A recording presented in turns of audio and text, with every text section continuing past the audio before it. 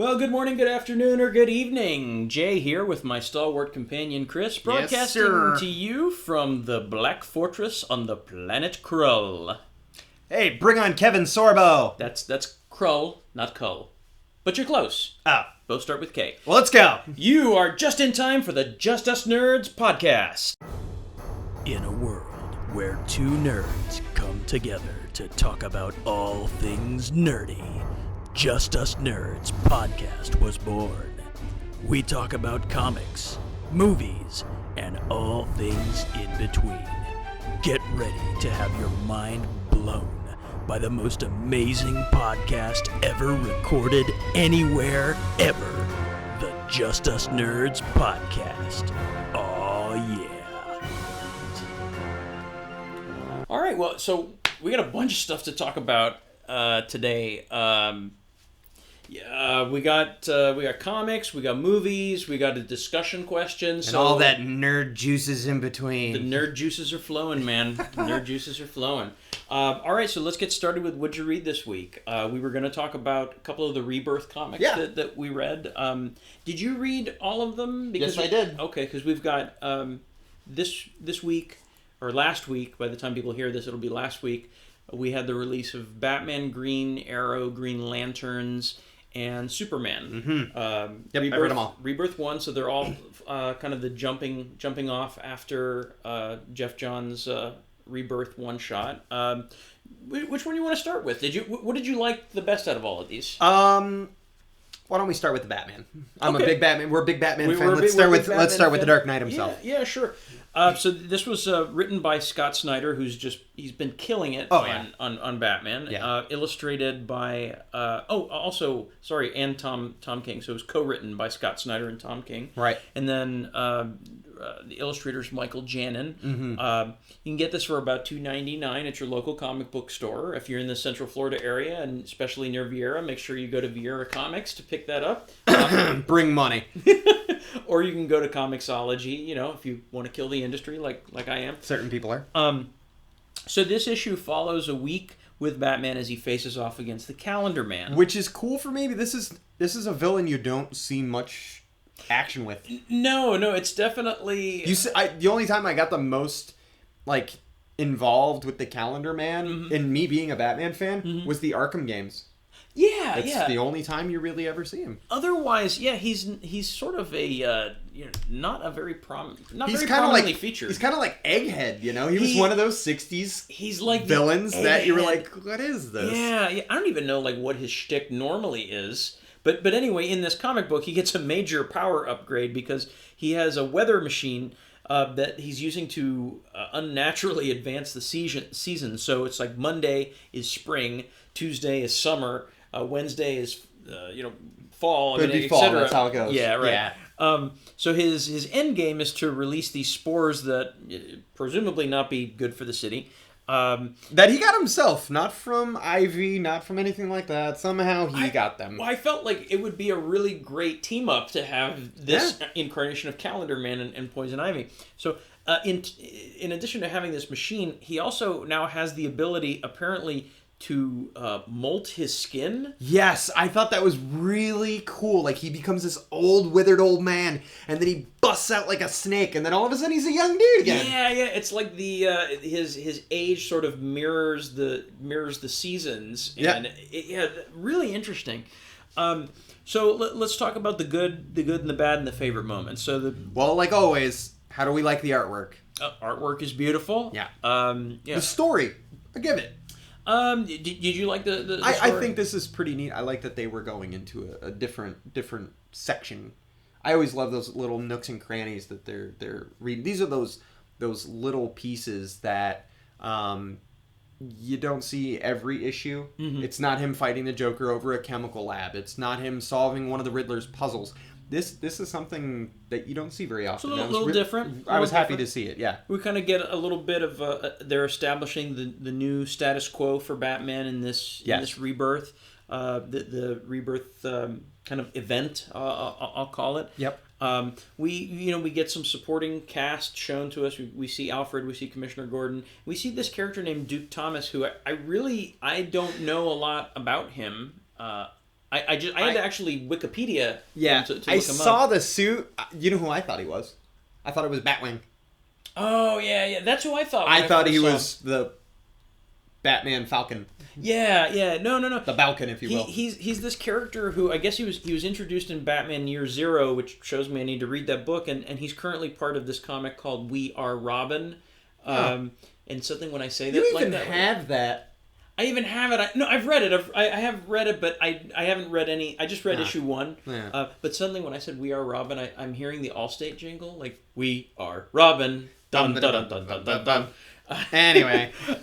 So the books, to me, it seemed a little bit like filler, but it's entertaining filler. Yeah, but, for me, not for nothing, I look at the Batman comic and go, oh, great, here's another kid he's going to lure to his death.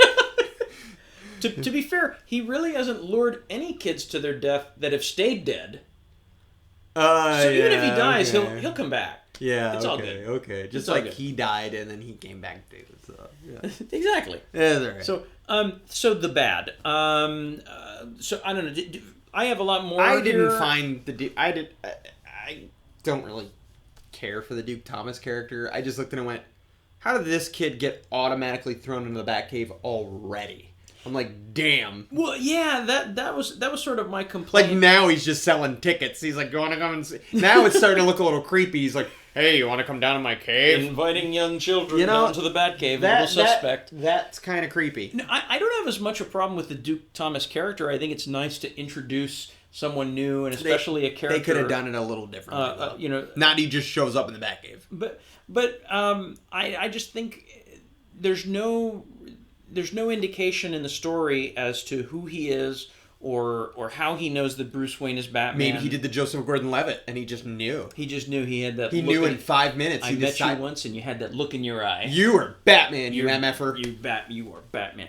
I don't know. I mean, so you really have to be familiar with the current continuity to know who he is. So that would be my one of my complaints. But who knows? They might explain that later on. And the other thing too was we had such a great start with Rebirth #1, and I felt as though there was no follow through in this issue. So in Rebirth, we're told that there are now 3 Jokers running around. Why not follow up with it? That's a kind of an interesting idea. Yeah, but I found that kind of interesting. Like, I liked looking at the different. I went, okay, that's kind of cool. No. I didn't mind that at all. What I'm talking about is in the Jeff Johns one-shot, they mention that there are now 3 Jokers. Yeah. There's no mention of it at all in this Batman Rebirth. Right. They also don't mention if they're related. They really don't mention anything. They don't bring it up at all. So it just would have nice to see a little bit of follow-through. My favorite moment in this, there's a great splash page where you see the Batcave. The Batcave, yeah. and you can see the Tumblr in the background. Yep. I looked at it, I was like, all right, I guess. Yeah, I liked it. That was really cool. You liked it. I liked it. Not everybody liked it. I liked it.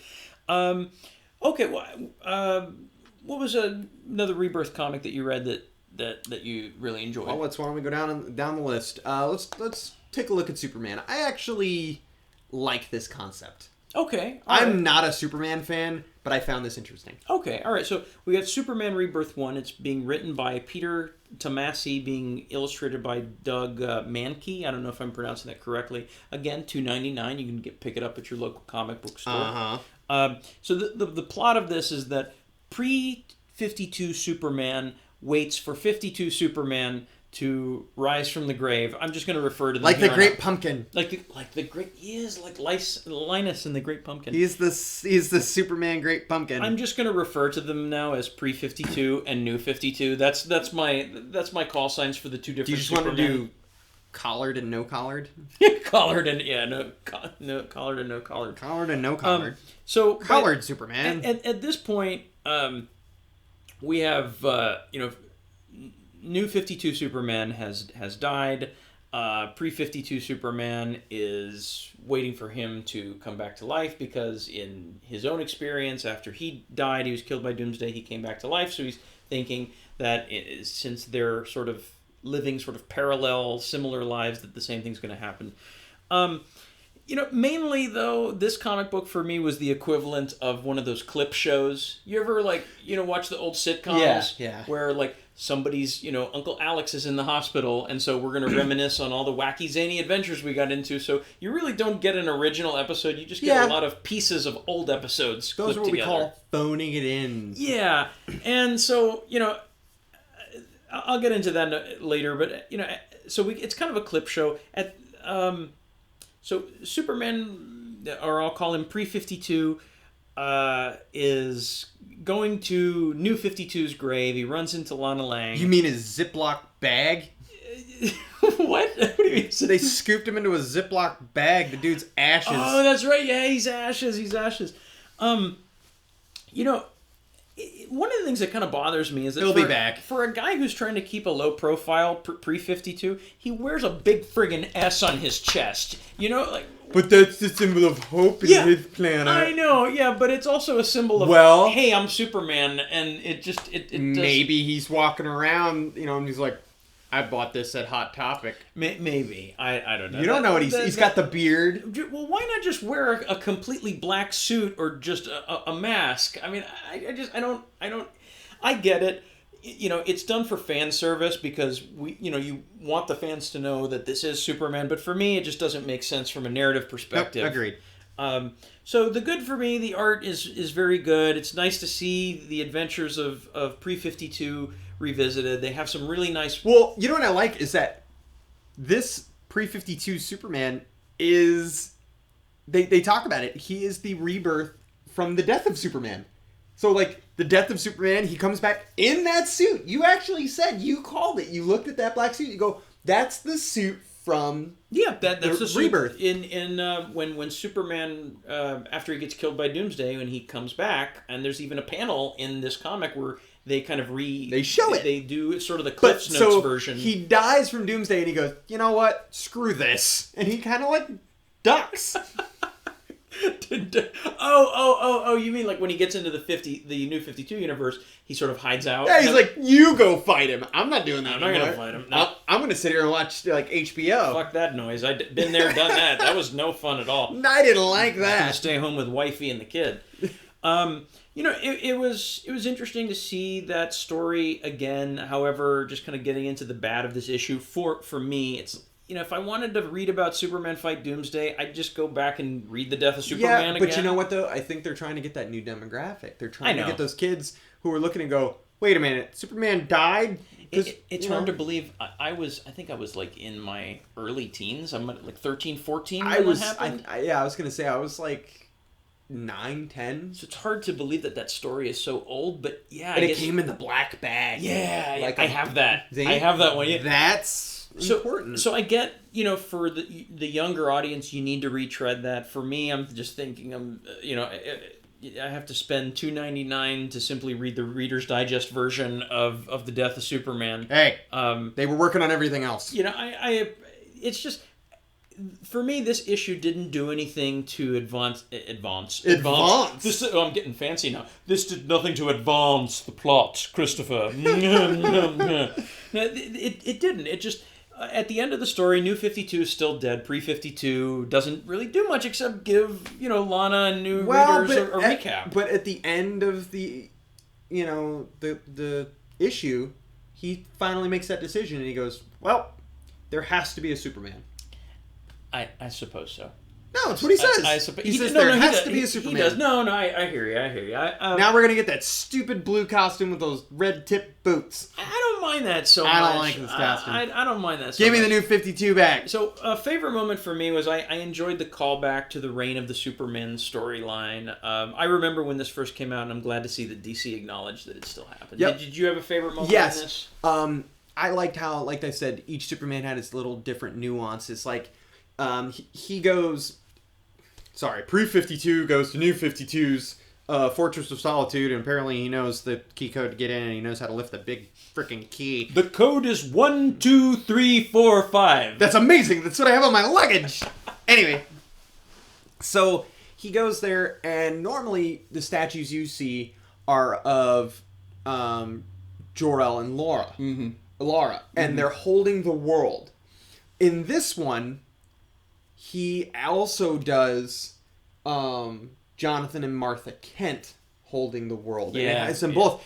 And this Superman didn't even think to do that. Never. And he looks and he goes, well, will you look at that? He goes, he honored both of them. Yeah. And I liked that he wants the memory for New 52 Superman to still kind of be there. So what does he do? He constructs this giant statue of him in between those two families. That was a nice moment. It was a nice touch. I really liked that. I agree. I like that. Okay. All right. Green Lantern Rebirth. Yeah, let's talk about that. So you didn't like that one? It's not that I didn't like it. It's turning into a buddy cop story, and I went, eh.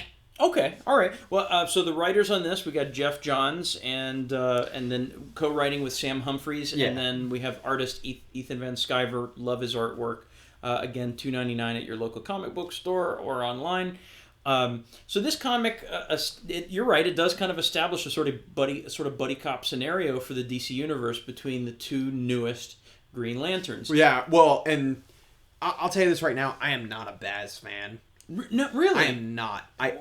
Now, all of a sudden, yeah. So the two new Green Lanterns, they're named Simon Baz and Jennifer Cruz. Go ahead. Jessica Cruz. Jessica, sorry. Yeah. And he reminds me of Guy Gardner. He reminds me of that, I'm a lantern, I'm better than you. And he's already giving her that knock it off rookie. And I'm like, bitch, you've been here for a year. Right. Shut your mouth. Shut your mouth. And it just, that taunting going back and forth. And, okay. He's kind of a jerk. He comes off a little bit. He's got some hard edges. Yeah. So, all right, let's talk about the plot. All right, so it sounds to me, we get introduced to these two Green Lanterns. Simon Baz has been around for a while. Jessica's a little newer. And it looks as though Jessica may have agoraphobia. I kind of like this. It's interesting, right? Why would... And she also... it's one thing. Did you ever notice most of the lanterns, all of them doubt themselves on why they should be a lantern? Yeah. Like, they're like, why me? Yeah. You could have picked anybody else in the world. Why me? Even Hal Jordan's the same way. Yeah, but now you have a character that has an anxiety disorder. So I think that's a really interesting She didn't idea. leave the house, and Yeah. When I think the message there too, which is, if it is, it's really great, is that, having, being brave is not about not having fear. It's about having fear and being able to overcome it. And to deal with it. Which is what the Green Lanterns are all about. It's not about having no fear. It's about overcoming fear. Yes. Or having the willpower to overcome fear. Oh, you like that? I see what you did there, like sir. that? Very good, very good. Both lanterns respond to the same emergency. It turns out to be a training exercise set up by Hal Jordan, which I love, by the way. Now Hal has become the teacher. He's the Kilowog. He's Kilowog. He's Sinestro. He's Sinestro. Absolutely. So, Jessica and Simon fail to work together, and in something kind of Hal bitches him out. It reminded me of something again, kind of out of a sitcom where he says, "All right, I'm going to make you two get along." So what does he do? He takes He gives them their get-along shirt. He gives them their get-along shirt. That's exactly He takes their lanterns and he fuses them together and he goes, fine, you both need to do it at the same time. You have to be together at all times. Otherwise, your ring ain't worth squat. Oh my God, it's so funny. He puts them in a get-along shirt. And I looked and I went, for those of you that don't know, type get-along shirt. Basically... Two kids that don't get along, they get like an extra large shirt and they shove their asses both in the same shirt and they have to stay in the shirt until they get along. And you know what? That's what he does. He treats them like children. He gives them the get along shirt. Well said, sir. Well said. Yeah. What if they don't live in the same city, Chris? What a bitch is that going to be if you have to hop on a Greyhound to recharge your fucking ring? Shit. Or you're in mid-flight and then all of a sudden you're diving down, crashing in. Oh, crapola. Yeah, so go ahead. So anyway, so gives him the get-along shirt. What did I like about this? Unlike some of the other rebirths I read, this one feels like it's moving the plot forward. Mm-hmm. We start the issue with an unseen narrator who's observing this guardian getting chased by but he's like aliens. Steampunk guardian. He is very unconventional. Yeah. And he's got like the Quentin Tarantino briefcase, and there's something really valuable in it, and he opens it up, and it's rainbowed. It's rainbowed. So it's probably like the rainbow rings. It's probably what it is. Yeah. We don't know yet. That's the thing. We don't know what's in it. That's what I liked about it. It felt like it sort of advanced the story better. Yeah. You know, he's the hippie guardian. He's the hippie guardian. He's the guardian that like went out on his own, man. He's like, I don't want to conform to what they're doing on Oa. We gotta like get all of these rings and put them in one rainbow ring, man. You watch, dude. I bet you that's what it is. I bet you that is. It's a rainbow gauntlet. It's a rainbow. They've got an infinity gauntlet of Green Lantern. They've got like the I don't know, like all the Care Bears powers like all harnessed in like one ring. By the way, real quick, I don't mean to interrupt. We talked about Infinity Gauntlet, if you don't mind. Just so you guys know, if you guys got the Loot Crate, apparently they are recalling the Infinity Gauntlet oven mitt because you'll burn your fucking hands because they're not working. Are you serious? Yeah, I swear to God. I put it up on the Facebook page. But so for me, it is now a decoration. Somebody asked me, they're like, are you going to get rid of it? I went, no, I control the muffins with these. So yeah, just don't try to hold them. Just don't try to hold them. Ow, fuck! All right. Continue. Sorry, I just wanted people to know. No, important safety. It's a service announcement. Thank you very much, Chris. You know, what'd you like about Green Lantern? Did you like anything about Green Lantern? No, I did. I'm interested for this character, but the other thing too that I like is they pay homage to each of the Lanterns before, and they talk about each of them. Like they talk about John Stewart and what he did to the Lantern Corps. Mm-hmm. Kyle relighting the lantern, you know, such a big thing. Guy Gardner being a dick. And, you know. What is your contribution? I'm a huge tool. He's not even a Green Lantern anymore, is he? I think he is. Well, he was a Red Lantern for like the longest time and he fit. Yeah, he fit right in because he's got all that rage angst boiling up inside of him. Because he's a ginger. That's what it is. It's redheads, right? You can relate. You understand this. You know a little bit about this. I got it. You know, what's the bad? I didn't have any. For me, I didn't have any major complaints. It still has the slight feel of filler, but it's entertaining. So, I did. Yeah, I did. Yeah. It's not really bad, but I get that Baz is of Arabic descent. Yeah. But they kind of went a little political. They were like, oh, I'm sorry that you got stopped with a car full of explosives that you didn't know. And I'm looking and I'm like, what the hell is this? Yeah. So if you don't know, real quick, because I read a little more into this because I thought this was interesting. So this is the first sort of Green Lantern or really any kind of major comic book character that we have that is Muslim. And so this character, Simon Baz, what happened, he was a car thief. Mm-hmm. And what happened was he stole a van that happened to be filled with explosives. So he Jason Todded it. Yeah, kind of. Yeah, he Jason Todded it. And so while the police are chasing him because they have the stolen van, he knows he has the explosives. So and they're about to go off. So he decides to drive the van into an empty building so that it won't harm anyone. He dives fantastic! Out. But of course, if you're now an outside in this time and day and age. You have, a Muslim American driving a van full of explosives. People automatically assume that he's a terrorist. So, like I said, I didn't like that they did that. However, I kind of like the tear between where he looks and he goes, in this world they judge you by the color of your skin, but yet I belong to the universe where there are blue, purple, orange, green friggin' people, and everybody gets along. Yeah. So, I like I said, I like it, but I looked and I went, whoa. This is a comic book, guys. This is, for me, like, it was real light and bubbly.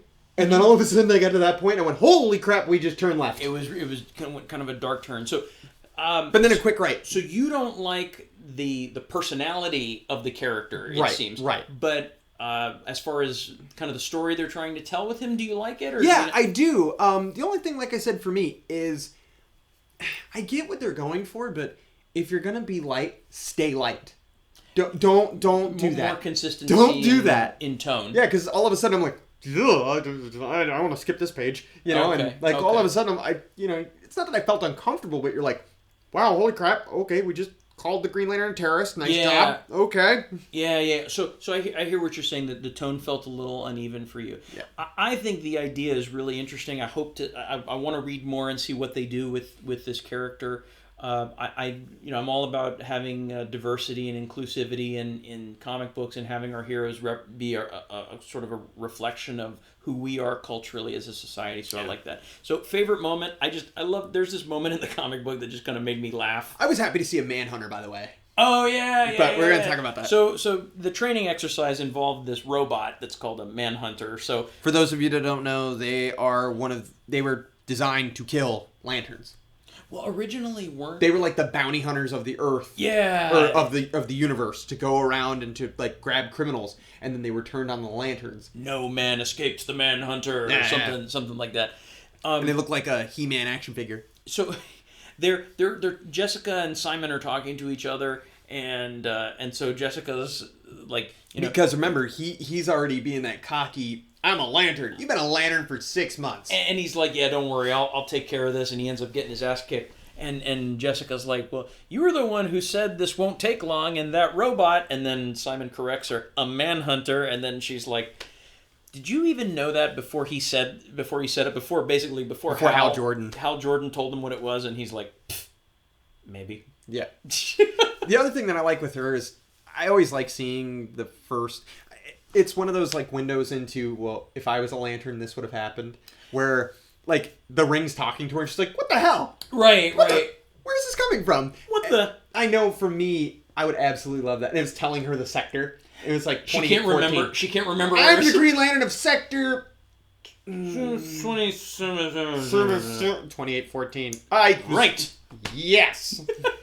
I like that. I like that too. Man, we're so over time. It's not even funny. All right. What do you want to do? Do you want to get to the? Let's just talk about this for a second. You want to talk about? You want to talk about Scooby-Doo Apocalypse for a second? Yes. Okay. It's written by J.M. DeMatteis and Keith Giffen, two of the funniest writers. I think it does a modern update on Fred, Daphne, and Wilma, and Shaggy. Velma and Shaggy. And we kind of get introduced to them on the eve of the apocalypse. This book is done totally tongue-in-cheek. I get it. I don't know if I'm going to read it. I looked at the cover and went, no. Yeah. They turned Shaggy into a hipster. They did a bunch of stuff. He's got, the sleeve tattoos. Yeah, He's got the spacers in his ears. He's got the curly Q barber style mustache. Yeah, I'm good. I thought it was. All right. I thought it was funny. We're done. All right, we're done with Scooby-Doo. No, we're done. And we won't have time to do the full review on Green Lantern Rebirth, but which is unfortunate because that's actually for me was one of the better books. Well, we'll want to continue reading. So really, really good. Well, that was Green Lantern we just talked about. You talking about Green Arrow? Green Arrow. We will talk about Green Arrow, but maybe at a later podcast we can talk about Green Arrow because that was one of the better Rebirth. He's not books. going anywhere. He's not. He's not. That. He's not. Absolutely. Right. Then Captain America. We want to have a reaction to just kind of Captain America being revealed as a Hydra agent. I have a theory, and I've told you that. Sure. So I just read Captain America Hydra, and so as you know, they have proclaimed that Steve Rogers has now been a Hydra agent, a double agent all along. Mm-hmm. Yeah. I don't think that's Steve Rogers. I think, like you've said with me, I think Steve Rogers is still old, and I think that guy is a product of a new serum, which I just read. Basically, in the 40s, they were bringing back dead soldiers and making them big and buff, and they almost look like super soldiers, but they were dead. Kind of a Universal Soldier program, if you will. And a little Dolph Lundgren Van Damme action going on there. Yeah, gross. So I think that somehow, some way that Steve Rogers is now either a clone or, it's not Steve.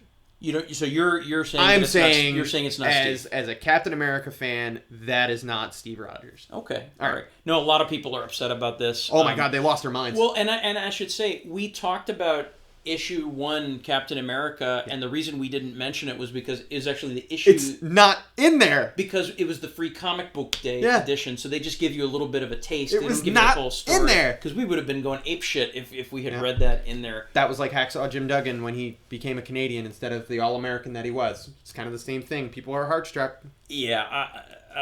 They do that a lot in wrestling, right? You go from I've heard people that have you're a face all the time, and then you're a heel, and then you're just back and forth. Yeah, exactly. But like this, you never expected, and I think that's what they were going for. They wanted that. Do you know what this was?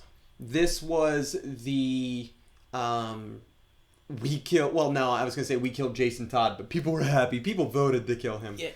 There's been so many, like, controversial turnarounds that you look at and you go, okay, I didn't see that coming. Well, I didn't see that coming. Yeah, but there are some surprises that you didn't see coming that they make sense. This, to me, doesn't make sense at all. I think they did it to raise their comic book and we're sales. Talking about it, so I guess it works, but I don't know that I'm going to be reading Captain America. This was the death of Captain America. The, Why is it always Cap? I'm not sure, but this kind of ties into a discussion question that I wanted to put out there to you and to everyone else, and just something I've been thinking about, and that is, how do we save comic books? You didn't even know that they were in danger, did you? You have to buy them. You have to buy. That's Bring money. Bring money, and you have to buy them. So here's my thought about this, Chris. I was thinking about this. I was having a conversation with my uncle about this, and so with years and years of storytelling under their belt, the comic book industry faces the delicate balance of okay, you have to maintain long-term fans, you have to attract new readers, while also telling interesting stories that are unique. Now, from my perspective, okay, the recent trends in the industry suggest that creators may be running out of ideas. Do you know what they're? But also too, I think what they're doing is they're putting in new people who are writing like every 3 years. They're like, okay, we like what you did, get out. They're not maintaining writers for very long. No. Whereas, like Dick Sprang and stuff like that, his stories went on for years. Look at Stan Lee. Stan Lee was part of the storyline for years. And I should add, he still writes Spider-Man in the newspaper comics. So, it's still... So replacing creative teams, you think is part of the problem. Yep. Reboots. We've done a show about reboots. God. Except Rebirth. This is a problem, but Rebirth isn't a reboot though. It's another dimension. It's not even another dimension. I'm sorry, it's a paradox. It's a continuation of what they're doing in 52, but they're just they're doing a course correction in terms of the story. It's a paradox. But they're not discarding the previous continuity. No, they're still saying everything happened. So I think So it's like Biff getting a casino. It's kind of like it would be. I'll give you a parallel. Okay. So, Batman Begins was a reboot of Batman, right? Yes. Right. So, this would be as if, someone decided they wanted to make another Batman movie.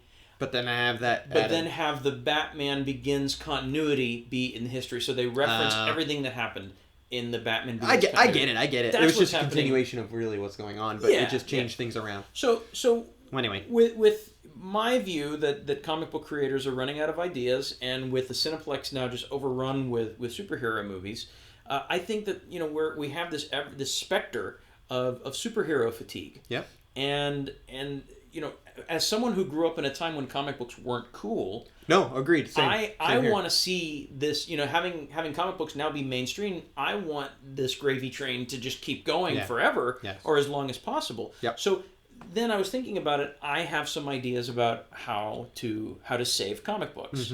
Okay. This one here that you're going to explain. That there's an issue, and I'll tell you the issue. Okay. I can't wait. Sure. No. So my first idea was, don't be afraid to age your characters. However. Okay. Well, this is what I think, and then you go let ahead. me know what you think. The counterpoint, and I would love to hear it. Yep. Allow the characters to age in real time, and you then allow them to explore new challenges, like being a superhero and being married. Falling and breaking your hip. Getting older. Yeah. I think it would be excellent to have an I think they've done examination. that. Like, Dark Knight Returns, stuff like that. We dealt with fat, old, crotchety Batman. Yeah. But we know what's going to happen to Batman. It's been decided. Terry McGinnis is going to take over, and he kind of becomes an Alfred. So, but anyway. And let me ask you, when that happened, did you like that? Batman Beyond, did you like that? Yes and no. Okay. Yes and no. There were certain things that I liked, certain things that I didn't like. But like with the aging, I noticed this actually in Civil War. Okay. I noticed this. We're getting to the point where Cap was a big World War II hero. Mm-hmm. We are getting farther and farther and farther away from when World War II actually happened. Mm-hmm. So they were like, In the 60s, they were like, oh, he's been frozen for 20 years. Right. Now, Steve is he's 110 years old. Yeah. You know, and we're like, holy crap. You know, pretty soon, he's really going to be like 200 years old. He's going to be like, why don't we just have like a Captain America from it's going to be like Captain America of the Civil War. You know, it really is. And that's exactly what I'm saying, Chris, is don't reboot him. Let him age normally. Yeah, but then he's going to eventually have to die. And then they're going to bring him back. And then they're going to die. But don't do that. See that So you just want the character to... They don't want to ruin their money. I think that's what comic book companies are afraid to do. Yeah. Everyone identifies Steve Rogers as Captain America. Everyone identifies Bruce Wayne as Batman. There's 6 Captain Americas now. Well, and that's my point, is that DC did this really well before they had the New 52, is you had generations having this mantle. So how many Flashes have there been? 4. We have 5. Jay Garrick. Yep. We've had Barry Allen. We've had Wally West. Impulse. And then we had Bart Allen. Yeah. Oh, and you know what? That's fine. That works, but I think comic book companies are afraid to take that risk. I like that. Well, you know, I thought a different telling of the story, like Batman Incorporated. Mm-hmm. I loved that idea. And when Bruce is killed, that Dick, of course, is to take over the mantle of Batman. And he, you know, and it was kind of cool telling that story, because what does Dick always say? The one thing I wanted in this world was not to be him. And what am I? I'm him. And it's cool telling his story on... And they also have, like, the Doomsday Prophecy of Damian becoming Batman. And he's got guns and all this kind of stuff, and a city burning behind him. Sure. So, I mean, I could definitely see that. But for the hardcore readers, they're going to be like, I want Bruce back. Yeah, and I just think, I'm going to speak to you hardcore readers. I get it. I understand Bruce Wayne, you know, is Batman. However, if we're too rigid with that, and we're not willing to allow the characters to progress, they're going to, I don't know, I don't think redundant is the right word, but they're just, they're going to become stale. No, and I agree. I think we have to innovate. So second point, do away with reboots. Instead, establish legacies. Yeah, which we've talked about. Innovate. This is the perfect time for creators on both sides to create new characters, ones that are representative of the current cultural diversity, but also address problems related to the real world. So more stories about inequality of wealth, stigma of mental illness, gun control, prejudice, all of the things that we deal with. You know, and there were certain key issues that, you know, you try to find. Look at when Speedy was a speed addict, you know. That is a very controversial issue, but yet it is so collectible that, you know, at MegaCon I looked and it was $600. I mean, it's Speedy being a drug addict, and people want that because of how that is. It is the human condition. You're telling a story about the human condition. And what was going on at the time. Yeah. Because that was in the 80s, during the height of this AIDS epidemic and stuff like that, especially when they're finding out that the drug addicts with their needles and exchanging, and we're you know, and here they are talking about it, and you see him all like narked out, and it was something that was so close to the time. People were like, oh wow, and it sat there and they had to speak, and all of a sudden they're like, Green who? And they kind of put him on, you know, put him on the map. No. But I hear what you're saying, is that it was a story that really resonated with people. I think I'm just going to conclude with this, and I really would like to hear people, if you have an opinion about this, please email us at justusnerdspc@gmail, or send us on a message on YouTube, or send us a message on our Facebook page. But I'm going to conclude my statement with this, and that is just, you look at a character like Spider-Man.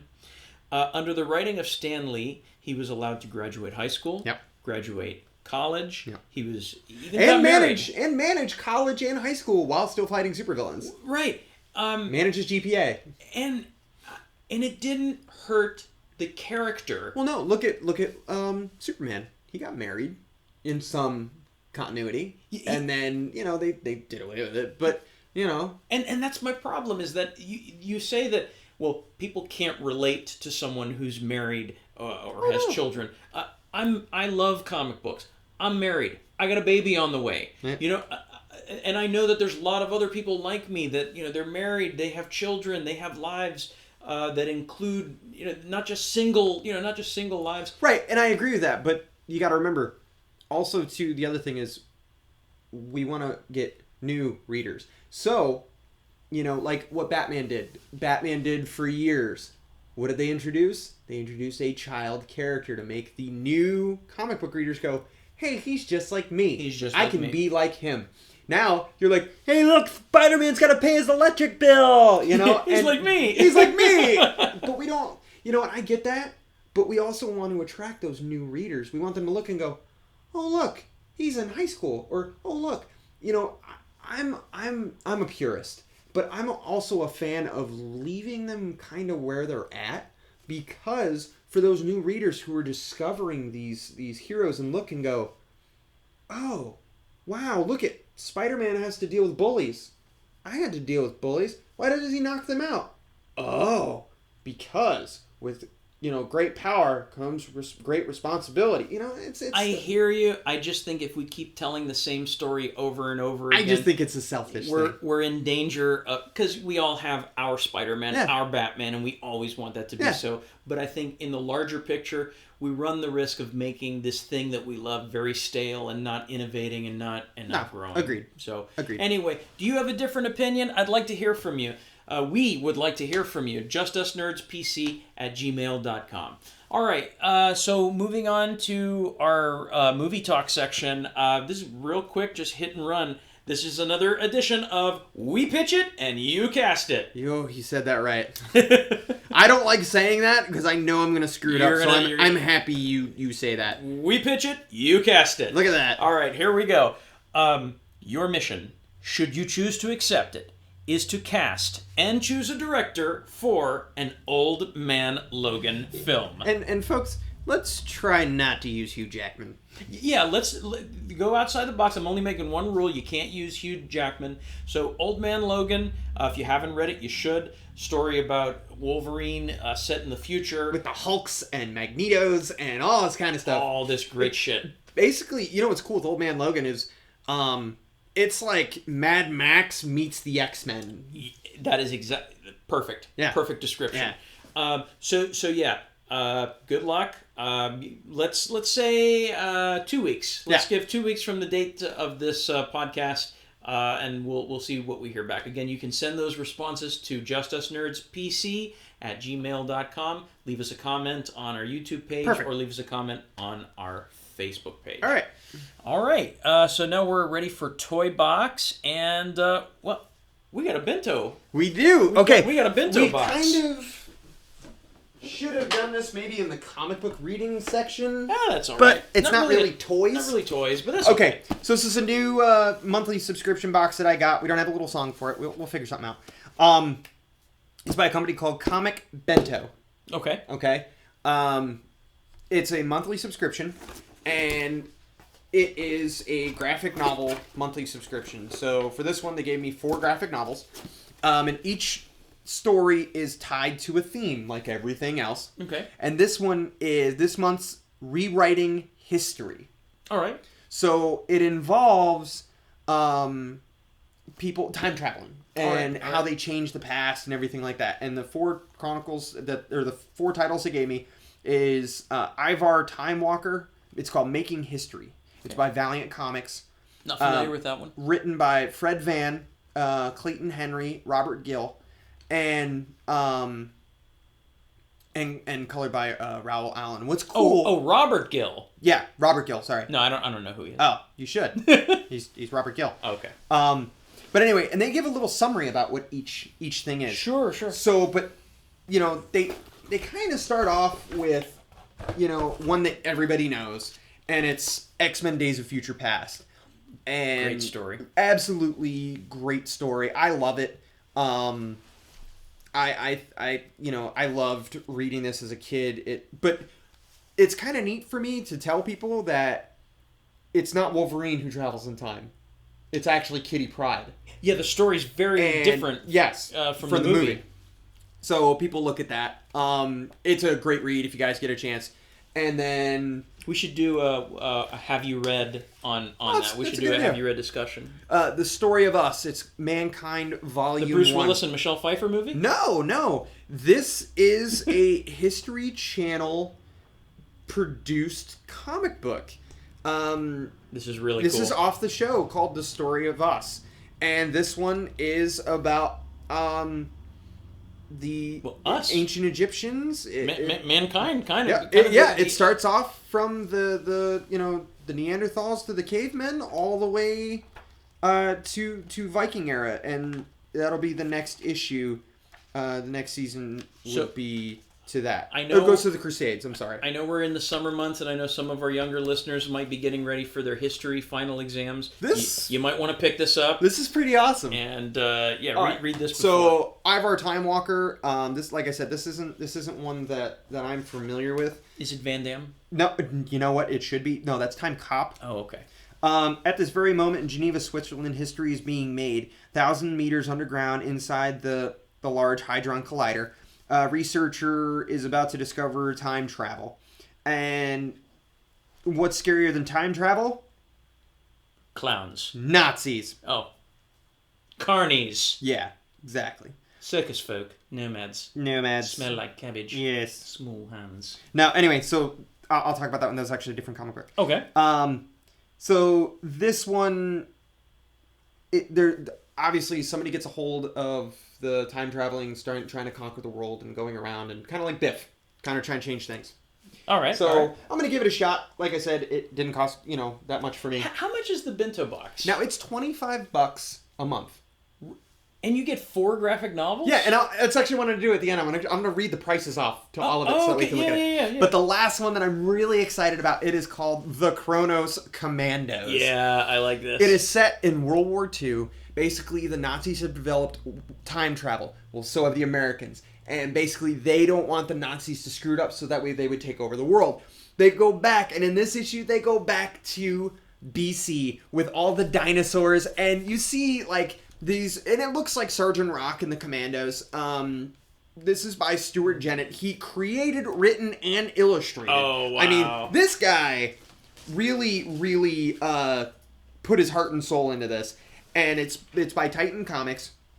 But it's really cool. Like, you see them going through... I will be borrowing this from you. Tell them the name of their time machine, because I think that's... It's really cool. In classic 40s style, they have a pinup girl on it. And it's this little pinup girl with a clock. And her name is Justine Time. I love that. And they have little hash marks on every time that they've jumped. Oh, and cool. they call it the Apple. That is what the name of the ship is. Oh, okay. So they call it the Apple. But, like, they're going through, and the squad's getting picked off by dinosaurs, and the Nazis are there doing developmental research, and that's kind of when they take over. So far, I think it's kind of hilarious, because they go back in time, and Albert Einstein is part of a member of their research crew, and he's killing people with a Thompson. So, but it's... So far, it's really interesting. The equation for ass-kicking is E = MC squared. Right, exactly. So, but all in all, I want to read these off. So, Kronos Commanders is $14.99. Okay. $15. Okay. Ivory Time Walker, $10 comic. The History Channel, it's a $15 comic. And X-Men Days of Future Past is a $20 comic. Oh, wow. So you are getting almost $60 worth of comic books for $25 a month. That is a deal. And it comes at the end of the month. This is going to be a subscription that I think I'm going to hang on to for a while. And I think this will be a staple for the show. So we'll definitely need to come up with a theme song. When the Kronos Commanders, when I'm done reading it, I want to do a review and so we can actually talk about it. Yeah, that would be great. Yeah. Awesome. Okay. Awesome. Okay. Well, just to close out Toy Box, I said I was going to talk briefly about the Wave 4 Marvel Legends Spider-Man series, which is... They're Spider-Man. Available on pre-order. Oh, you want to do more than that? Yeah, just a smidge. Just a scotch. They're available right now for pre-order on BigBadToyStore.com for $149.99 for the 6 figures. In this series, the Build-A-Figure is... You ready? It's Space Venom. Oh, God. It's Venom. But in space! Yeah! Does it come with a rocket ship? So this is a cool looking series. It includes the Ultimate Spider-Man Peter Parker and Ultimate Spider-Man Miles Morales. They both come with alternate heads that you can switch out, so you can get the maskless face. We have a Hobgoblin figure, I think, also that comes with 2 alternate heads. We have a comics accurate Electro. I'm really excited for that one because I don't see many Electros. No. They Toy Biz had come out with one, but it had like this very poor articulation. So that I'm really excited for that one.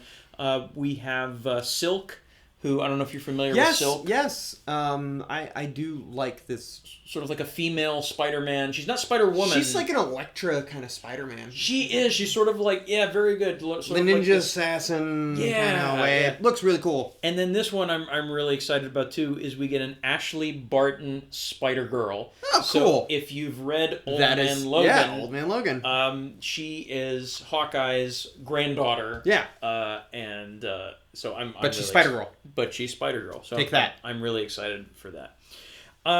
Well, folks, that is all the time we have for our show, but we just want to remind you to join us on June 25th, 2016 at 7640 North Wickham Road, Suite 108. What are we going to be doing there, Jay? We are going to be celebrating the Spider-Verse party with our friends at Vieira Comics. I'm going to be Spider-Ham. I like that. Yeah, I'm going to be Spider-J. No, I'm Spider-Ham. You're going to be Spider-Ham, I'm going to be Spider-J.